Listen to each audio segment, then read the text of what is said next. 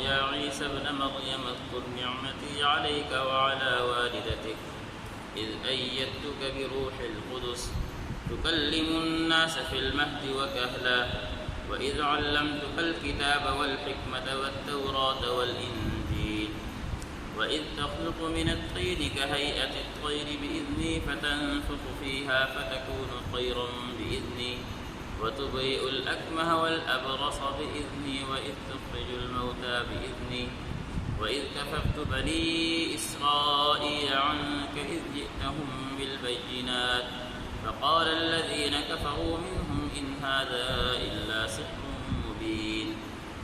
ترجمہ: جب کہا اللہ رب العزت نے عیسیٰ ابن مریم کو کہ یاد کرو میری نعمتوں کو جو میں نے تمہارے اوپر اور تمہاری والدہ پر کی۔ کون کون سی نعمتیں؟ پہلی نعمت اذ ایدتک بروح القدس، کہ میں نے تمہاری روح القدس یعنی جبرائیل امین کے ساتھ تائید کی۔ نمبر 2 تکلم الناس فی المہد وکہلا، دوسری نعمت میں نے یہ کی کہ تم نے ماں کی گود میں بچپنے میں بات کی لوگوں سے، وکہلا اور ادھیڑ عمر میں بات کرو گے۔ نمبر 3 وَإِذْ عَلَّمْتُكَ الْكِتَابَ وَالْحِكْمَةَ وَالتَّوْرَاةَ وَالْإِنْجِيلَ، اور میں نے تمہیں سکھائی کتاب و سنت یعنی قرآن اور حدیث، والتورات تورات، والانجیل اور انجیل۔ وَإِذْ تَخْلُقُ مِنَ الطِّينِ، نمبر 4 اور پیدا کرتے ہو جب تم گارے سے، مٹی سے، مثل پرندے کے، بِإِذْنِی میری اجازت ہے، فَتَنْفُخُ فِیہا پھر اس میں پھونک مارتے ہو، فَتَکُونُ طَیْرًا بِإِذْنِی تو وہ بنایا ہوا پرندہ وہ حقیقت میں پرندہ بن جاتا ہے میری اجازت سے۔ وَتُبْرِئُ الْأَكْمَهَ وَالْأَبْرَصَ بِإِذْنِی اور تم بری کرتے ہو مادر ذات اندھے کو اور برس والی بیماری کو میری اجازت سے۔ وَإِذْ تُخْرِجُ الْمَوْتَى بِإِذْنِی اور تم زندہ کرتے ہو مردے کو میری اجازت سے۔ وَإِذْ كَفَفْتُ بَنِي إِسْرَائِيلَ، نمبر 5 اور جب روکا میں نے بنی اسرائیل کو تم سے، جب کہ تم لے کر آئے ان کے پاس معجزے نشانیاں۔ فقال الذین کفروا منہم، بس کہا ان لوگوں نے جنہوں نے کفر اختیار کیا، ان ھذا الا سحر مبین، یہ تو واضح جادو ہے۔ پچھلی آیت میں اللہ رب العزت کی عدالت میں انبیاء سے سوال و جواب ہوں گے۔ سب سے پہلے انبیاء سے سوالوں کا حساب شروع ہوگا، سوالوں کی نشست شروع ہوگی، حساب و کتاب کا جو سلسلہ ہے وہ انبیاء سے شروع ہوگا۔ اور اس کے بارے میں تفصیل گزر گئی تھی کہ انبیاء سے جو سوال و جواب ہوگا وہ یہ نہیں کہ تم نے زندگی کس طرح کی گزاری، تمہارے اعمال کیسے سے، نہیں، کیونکہ انبیاء کو اللہ نے اپنا نائب اور قاصد بنا کر بھیجا ہے، تو ان کے ذمہ جو کام لگا تھا اللہ اس کام کے متعلق سوال کریں گے کہ آیا تم نے اپنا کام جو تمہارے ذمہ لگا تھا وہ لوگوں تک پورا پہنچا دیا تھا، اس کے بارے میں سوال ہوگا۔ پھر اس میں چونکہ اجتماعی تمام انبیاء کا ذکر تھا، اس آیت میں اللہ رب العزت خاص طور پر حضرت عیسیٰ علیہ السلام کا نام لے کر اس کو ذکر کر رہے ہیں، یعنی پہلے عموم ذکر تھا، اب خاص تخصیص کے ساتھ ایک خاص نبی کا ذکر ہے۔ کیا ذکر ہے؟ فرمایا اذ قال اللہ یا عیسیٰ ابن مریم اذکر نعمتی علیک وعلی والدتک، جب اللہ نے عیسیٰ ابن مریم سے فرمایا کہ اے عیسیٰ یاد کرو میری اس نعمت کو جو میں نے تمہارے اوپر اور تمہاری والدہ پر کی۔ ان نعمتوں کے ذکر کرنے کا مقصد کیا ہے؟ اصل میں اسی رکوع کے آخر میں جا کر جب وہاں پر انبیاء سے سوال و جواب ہو رہے ہوں گے، عیسیٰ علیہ السلام جب سوال ہوگا تو یعنی کہ اللہ ہمیں کیا سمجھانا چاہ رہے ہیں کہ تم کیا چیز ہو، انبیاء بھی اس ٹائم ڈر رہے ہوں گے، انبیاء بھی میرے سامنے کھڑے ہو کر، میری عدالت میں کھڑے ہو کر اپنی صفائی پیش کرنے سے کترا رہے ہوں گے کہ میں ان سے سوال کر رہا ہوں، وہ ڈر رہے ہیں۔ عیسیٰ علیہ السلام نے جب اللہ نے سوال کیا کیا فرمایا؟ کہنے لگے قال سبحانک ما یکون لی ان اقول ما لیس لی بحق، پہلے صفائی اس طرح پیش کی۔ عیسیٰ علیہ السلام کے بعد بنی اسرائیلوں نے جو نصرانی تھے انہوں نے حضرت عیسیٰ علیہ السلام کے ساتھ شرک شروع کر دیا تھا، کسی نے خدا بنایا، کسی نے خدا کی بیٹی بنایا، کسی نے فرشتے بنایا، مختلف قسم کے شرک کیے۔ تو عیسیٰ علیہ السلام وہ صفائی پیش کر رہے ہیں۔ پہلا انداز کیا اپنایا؟ کہا اے اللہ سبحانک ما یکون لی ان اقول ما لیس لی بحق، تو پاک ذات ہے، میرے لیے کیا حق بنتا ہے کہ میں ایسی بات کہوں جو میرے بارے میں جھوٹی ہے؟ جس کا تو نے مجھے درس ہی نہیں دیا، میں ایسی بات لوگوں کو کیوں کہوں گا؟ پھر دوسری بات کی ان کنت قلتہ فقد علمتہ، اور اگر میں اس طرح کی بات کرتا بھی تو خدا ہے، تو رب کائنات ہے، تجھے تو پتہ ہوتا، اور تجھے پتہ ہے میں نے اس طرح کی کوئی بات نہیں کی۔ تیسرا انداز اپنایا تعلم ما فی نفسی ولا اعلم ما فی نفسک، تو ان باتوں کو بھی جانتا ہے جو دلوں میں ہیں، اگر میں یہ بات کرتا زبان سے تو تیرے علم میں تو یہ بات ہوتی، میں نے یہ بات نہیں کی۔ چوتھا انداز اپنایا انک انت علام الغیوب، تو دلوں کے بھیدوں کو بھی جاننے والا ہے۔ تو اپنی صفائی اس انداز میں پیش کر رہے ہیں، اے اللہ انہوں نے جو شرک کیا، جب تک میں زندہ رہا میری زندگی میں اس طرح کی کوئی بات نہیں تھی، میرے مرنے کے بعد کسی نے کیا ہے میرے ساتھ شرک کرنا شروع کر دیا، کسی نے میری توہین کرنا شروع کر دی، مجھے اس چیز کا علم نہیں ہے۔ اللہ نے اب شروع میں رکوع کے شروع میں تمہید کے طور پر نبی علیہ الصلاۃ والسلام پر جو انعامات فرمائے ان کا ذکر کیا ہے۔ پہلا انعام کیا فرمایا؟ اذ ایدتک بروح القدس، اللہ نے جبرائیل امین کے ذریعے حضرت عیسیٰ علیہ الصلاۃ والسلام کی تائید کی۔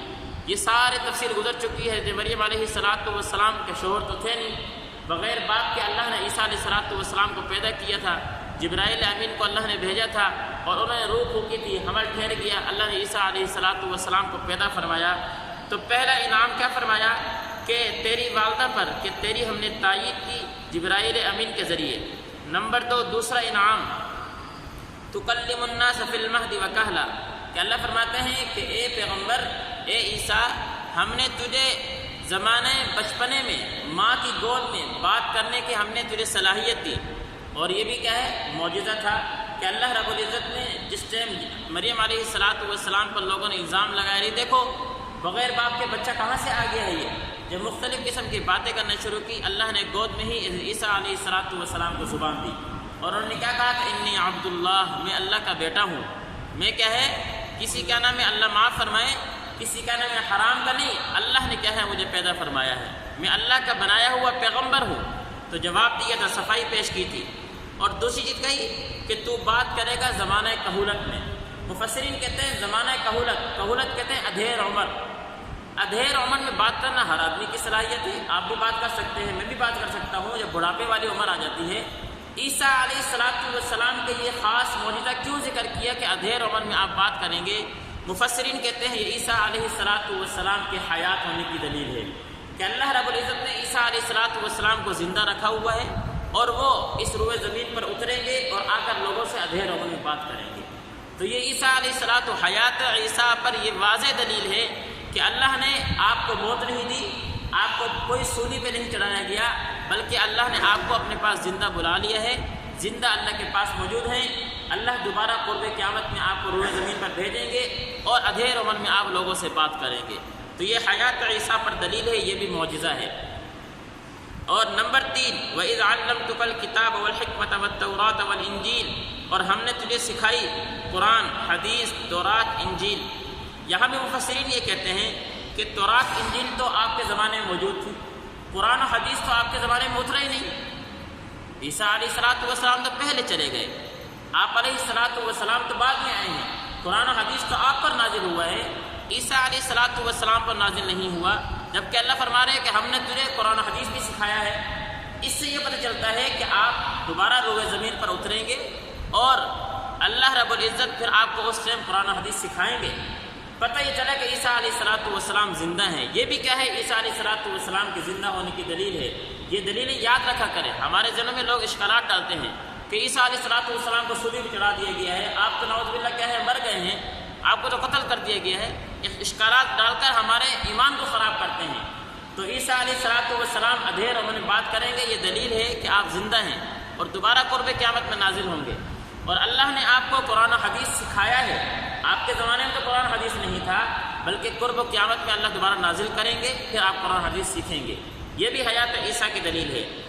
چوتھا انعام وَإِذْ تَخْلُقُ مِنَ الطِّينِ كَهَيْئَةِ الطَّيْرِ بِإِذْنِي، اللہ فرماتے ہیں کہ اے عیسیٰ تو مٹی کے پرندے بنایا کرتا تھا مٹی کی شکل، اور وہ جو پہلا پرندہ بنایا تھا مفسرین کہتے ہیں وہ چمگادڑ تھا۔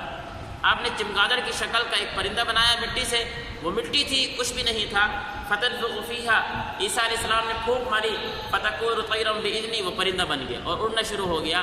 اللہ نے فرمایا فَتَكُونُ طيرا بإذني، پیغمبر کا کوئی کمال نہیں ہے، وہ پرندہ بنا میری اجازت سے، میرے حکم سے پرندہ بن رہا ہے۔ وَتُبْرِئُ الْأَكْمَحَ وَالْأَبْرَصَ بِإِذْنِي، مادر ذات اندھے کو، جو بچپن سے کیا ہے اندھا ہے، اس کو تو بری کر دیتا، اس کو بینائی دیتا۔ والابرص، اور جسم میں کیا ہے چٹے چٹے نشان بن جاتے ہیں، برس کی بیماری، اس کو تو کیا نام ہے ختم کرتا ہے، بِإِذْنِي، میری اجازت سے، تیرا کوئی کمال نہیں ہے۔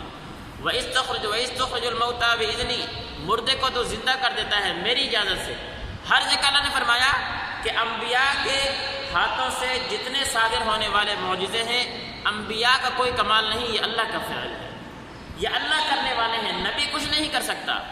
نبی تو یہ ہماری طرح انسان ہوتا ہے، اللہ رب العزت ان کو اپنا قاصد نائب بنا کر بھیجتے ہیں اور گناہوں سے معصوم کر دیتے ہیں۔ باقی یہ کہ وہ اختیارات جو اللہ کے ہیں وہ نبی کو مل جائیں، نہیں۔ اور نعوذ باللہ ہم نے تو آج کل یہ جو کیا نام ہے باتیں ہیں کہ جی کیا نام ہے بچہ دینا، صحت دینا، بیماری سے دور کرنا، شفا دینا، یہ تو ہم نے اولیاء پیران کرام کے بارے میں ہم نے یہ کیا ہے باتیں شروع کر دی ہیں کہ یہ کرتے ہیں۔ نبی نہیں کر سکتا تو پیر کہاں سے کرے گا؟ اللہ صاف فرما رہے ہیں کہ اے عیسیٰ، مردوں کو زندہ کرنا، کوڑ اندھے والوں کو کیا ہے ٹھیک کرنا، برس کی بیماری ختم کرنا، پرندے کو کیا ہے بنا لینا، یہ تو سارا کچھ میری اجازت سے ہو رہا ہے، میرے حکم سے ہو رہا ہے، تیرا کوئی کمال نہیں ہے۔ پھر آخر میں فرمایا وَإِذْ كَفَرْتُ بَنِي إِسْرَائِيل، اور ہم نے روکا تجھ سے بنی اسرائیل کو۔ کس سے؟ جب بنی اسرائیل نے یہ مشورہ کیا کہ آپ کو قتل کر دیں، اور قتل کرنے کے در پہ ہوئے، اللہ نے آپ کی حفاظت فرمائی اور عیسیٰ علیہ السلام کو آسمان پہ زندہ اٹھا لیا۔ یہ ہمارا عقیدہ ہے، قرآن مجید کے اندر ذکر موجود ہے اس کا۔ وَإِذْ كَفَفْتُ بَنِي إِسْرَائِيلَ عَنْكَ إِذْ جِئْتَهُمْ، اور جب ہم نے آپ کی حفاظت فرمائی، روکا بنی اسرائیل کو آپ سے، جبکہ آپ ان کے پاس واضح نشانی لے کر گئے، معجزات لے کر گئے۔ فقال الذین کفروا، تو بنی اسرائیل نے ضد عناد کیا، کیا کہنے لگے وہ لوگ جن نے کفر اختیار کیا، ان ھذا الا سحر مبین، یہ تو جادو ہے، یہ تو جادو ہے، ہمارے سامنے کیا نام ہے جادو کر کے دکھا رہے ہیں، لوگوں کو زندہ کر رہے ہیں، کوڑ کیا نام ہے مادر ذات اندھے کو کیا ہے ٹھیک کر رہے ہیں، تو جادو کر رہے ہیں۔ پیغمبر کی بات کو نہ مانا بلکہ ان کو ساحر اور جادوگر بنا دیا۔ اللہ تعالی ہمیں سمجھنے کی توفیق نصیب فرمائے۔